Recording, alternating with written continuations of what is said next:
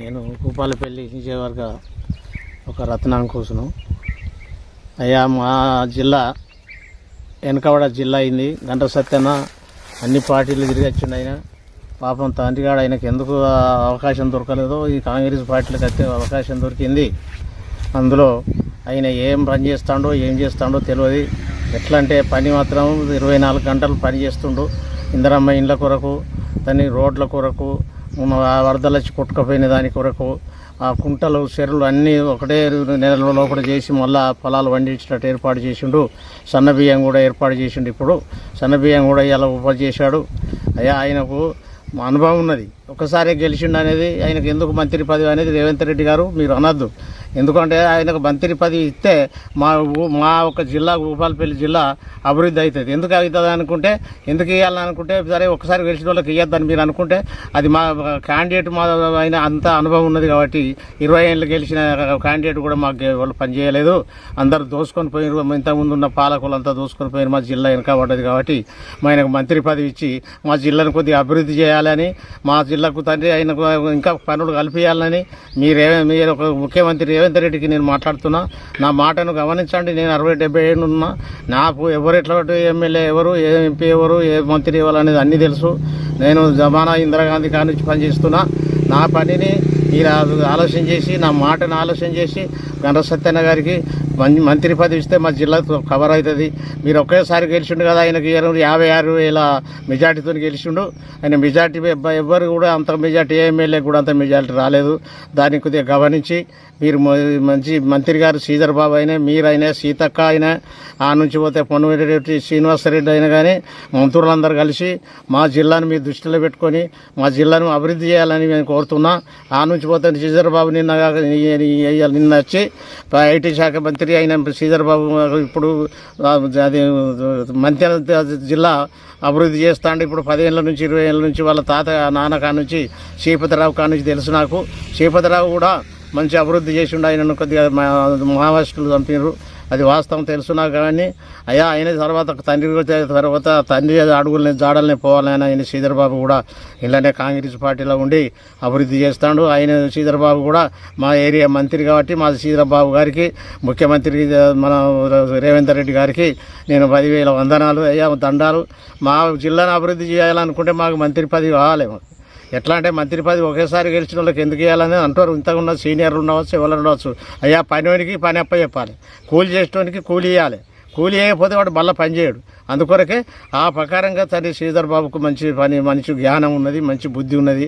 24 గంటలు తిరుగుతుండు, ఎక్కడ రికామ్ అనేది లేదు. ఇవాళ ఎక్కడ ఉంటాడు, అసెంబ్లీలో ఉంటాడు. అసెంబ్లీ నుంచి మళ్ళీ రాత్రిలో పగలొచ్చి రైతులకు కలుతాడు, చచ్చిపోయిన కాడకు వస్తాడు, పెళ్లి కాడకు వస్తాడు, పేరంటాని కాడకు వస్తారు. ఆ నుంచి పోతే ప్రతి మీటింగ్ కూడా ఎక్కడ నేను అలాంటి చేసి మా దగ్గరికి వస్తాడు, మా రైతుల దగ్గరికి. రైతున అంటే బంగారం అనుకుంటాడు ఆయన. మీరు తప్పకుండా కనుక శ్రీధర్ బాబుకు ప్రార్థన చేసి శ్రీధర్ బాబుకు కూడా నేను దండం పెడుతున్నా. అయ్యా, మా ముఖ్యమంత్రి కూడా దండం. మా తప్పకుండా మీరు ఏం చేయాలంటే మాకు మంత్రి పదవి ఇవ్వాలి. శ్రీధర్ అయితే మా ఏరియా బాగు చేస్తాడు. మా సత్యాన్న అంటే మాకు బంగారు కడ్డి.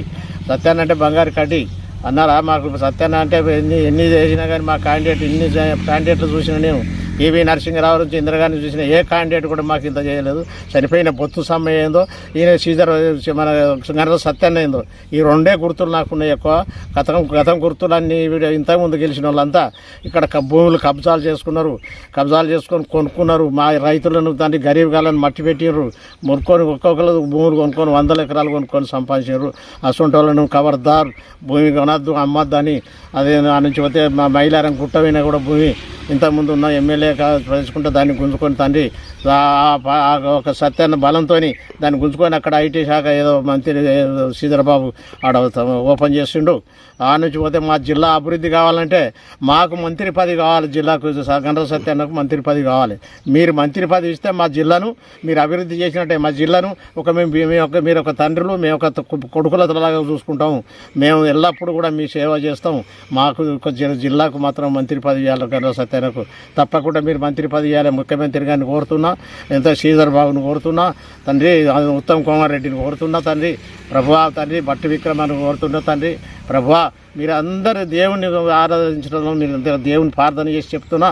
తప్పకుండా మీరు శ్రీధర్ బాబుకు గంట సత్యానికి తండ్రి తప్పకుండా ఇవ్వాలి మీరు మంత్రి పది అని మీ మంత్రులందరినీ నేను నమస్తే పెడుతున్నా.